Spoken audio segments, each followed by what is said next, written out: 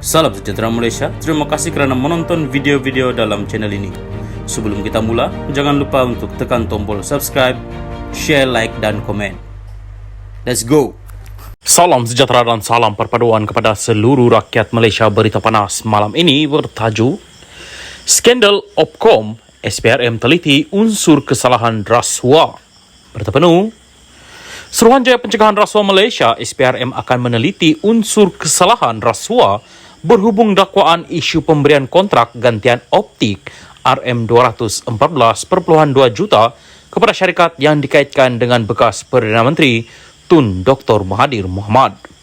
Ketua Pesuruhjaya SPRM Tan Sri Azam Baki berkata, siasatan akan dijalankan sekiranya asas itu wujud mengikut kesalahan rasuah. Bagaimanapun beliau berkata ketika ini pihaknya masih tidak mempunyai maklumat lanjut berhubung perkara itu. Kemarin, BH melaporkan Datuk Seri Anwar Ibrahim mendakwa Telekom Malaysia Berhad Telekom mengeluarkan surat untuk meminta kebenaran mengadakan rundingan terus dengan Opkom Sendirian Berhad Opkom bagi pembekalan kabel fiber optik bernilai RM214.2 juta ringgit. Surat berkenaan dikeluarkan kepada Kementerian Keuangan pada 15 September 2003 yang mana Perdana Menteri dan Menteri Keuangan ketika itu adalah Dr. Mahathir, manakala anak ketiganya Datuk Seri Mukhlis adalah pengarah Opkom. Menerusi pembelaan terhadap saman difailkan Dr. Mahathir, Perdana Menteri berkata, Telekom adalah syarikat berkaitan kerajaan JLC yang mana Menteri Keuangan diperbadankan MKD memegang satu saham khas yang memberikan MKD kuasa untuk menolak keputusan lembaga dan pemegang saham lain.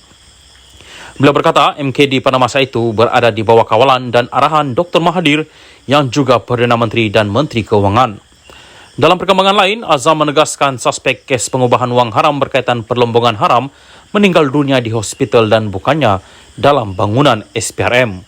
Beliau berkata, dakwaan lelaki itu maut dalam lokap SPRM harus diperbetulkan kerana ia bukan satu kenyataan yang tepat. Ia harus dijelaskan dia meninggal di hospital. Dia adalah seorang daripada suspek kita dan apabila dia nampak sakit tempoh hari, kita bawa dia ke hospital dan dia meninggal di hospital. Penjelasan dakwaan meninggal di lokap perlu diperbetulkan. Sebelum ini juga, saya katakan akan serahkan kepada polis untuk siasat. Saya hari ini beritahu apabila ditanya oleh anda, pemberita, dan bukan untuk masuk campur, katanya. Berhubung siasatan dalaman yang akan dijalankan SPRM, Azam menjelaskan siasatan akan dijalankan polis terlebih Salam dahulu. sejahtera dan salam perpaduan kepada seluruh rakyat Malaysia. Berita panas malam ini bertajuk dakwaan aset UMNO RM100 bilion hilang. Tun M, dua bekas menteri digesa beri penjelasan. Berita penuh, Veteran UMNO menggesah Tun Dr. Mahathir Mohamad bersama dua bekas Menteri Keuangan memberi penjelasan berkaitan dakwaan kehilangan aset UMNO dikatakan bernilai RM100 bilion. Penjelasan bekas Perdana Menteri yang juga bekas Presiden UMNO itu bersama Tun Daim Zainuddin yang juga bekas Bendahari Parti selain Tan Sri Nor Mohamed Yaakob menurut veteran UMNO perlu kerana rakyat khususnya ahli parti itu berhak tahu cerita sebenar. Menerusi satu kenyataan, Setiausaha Agong Veteran UMNO, Datuk Mustafa Yaakob, berkata dakwaan itu adalah sesuatu yang serius dan melibatkan dana besar serta membabitkan kepentingan awam. Saya kira orang ramai, khususnya ahli UMNO, perlu diberi penjelasan oleh tiga bekas pemimpin ini.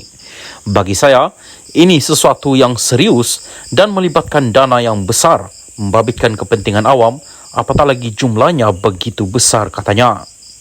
Mustafa merujuk dakwaan pengendali laman blog Malaysia Today, Raja Petra Kamarudin, kononnya wujud pertelegahan di antara ketiga-tiga bekas pemimpin itu berhubung isu aset berkenaan. Sudah pasti dakwaan Raja Petra ini sesuatu yang serius. Sekaligus, perlukan penjelasan tiga bekas pemimpin UMNO ini kerana isu berlaku ketika era Dr. Mahathir menjadi Perdana Menteri, katanya. Dr. Mahathir menjadi Perdana Menteri keempat dan paling lama berkhidmat bermula 16 Julai 1981 sehingga 31 Oktober 2003. Bagaimanapun, pada 2016, beliau muncul kembali berpolitik apabila menubuhkan Bersatu dan menandingi Barisan Nasional BN. Pada 2018, dalam satu kejutan politik, Bersatu bersama parti-parti sekutunya melalui gabungan Pakatan Harapan PH memenangi pilihan raya umum ke-14 dan pada usia 93 tahun, Dr. Mahathir kembali menarjui negara sebagai Perdana Menteri ke-7. Daim pula menjadi Bendahari Agung UMNO antara 1984 hingga 1999 dan juga Bendahari BN. Beliau dilantik sebagai Menteri Keuangan pada Julai 1984 oleh Dr. Mahathir sebelum melepaskan jawatan itu pada Mac 15, 1991.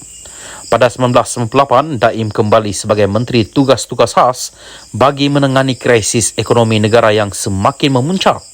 Pada Januari 1999, beliau dilantik semula sebagai Menteri Keuangan selepas penyandang jawatan Datuk Seri Anwar Ibrahim dipecat daripada Kabinet. Beliau kemudian meletak jawatan sebagai Menteri Keuangan pada 31 Mei 2001. Nur Mohammed pernah berkhidmat di Bank Negara Malaysia BNM dari 1968 hingga 1994. Sebelum dilantik oleh Dr. Mahathir sebagai anggota jawatan kuasa kecil menangani krisis ekonomi negara pada 1998.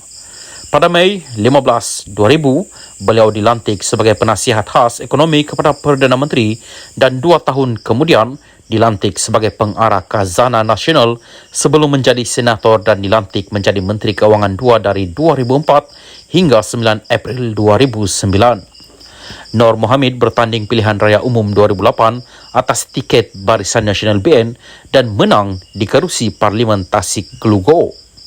Sesulan penstrukturan semula kabinet pada April 2009, beliau dilantik Menteri di Jabatan Perdana Menteri menerajui unit perancang ekonomi dan unit kerjasama awam dan swasta sehingga 2013.